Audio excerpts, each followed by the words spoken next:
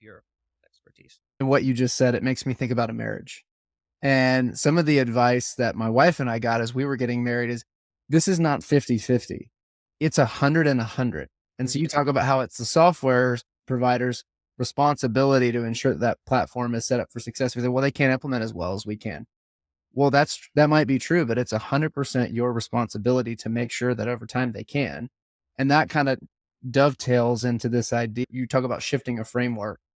And to me, that sounded like shifting into delayed gratification and long-term vision.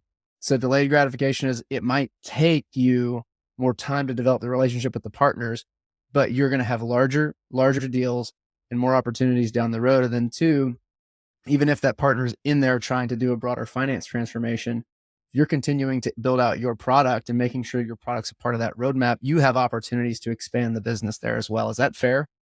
Marriage is a great way to describe partnerships. It's definitely a much more of a long-term journey than perhaps direct sale, as an example.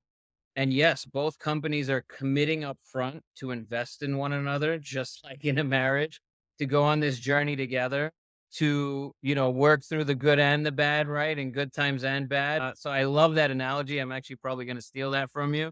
But that's absolutely right. And so I think with that, also a successful marriage or partnership is built on open and transparent communication, right? Because granted, you have two different organizations or entities coming together, you're going to hit bumps in the road. It's a question of how do you communicate those? How do you work through them? How do you find a positive resolution that gets you back on track to where you ultimately both want to go with the partnership? So I think that's absolutely spot on. And also, I think for executive teams who are listening here, you must also prepare that there is going to be an upfront investment in a partner function, right? It's not like you're going to go invest in partnerships today and 20 days from now, you're going to have an inflow of leads. You might see some, but to really build the foundations right, you could expect anywhere from 6 to 9 months with a regional SI program to see real business impact.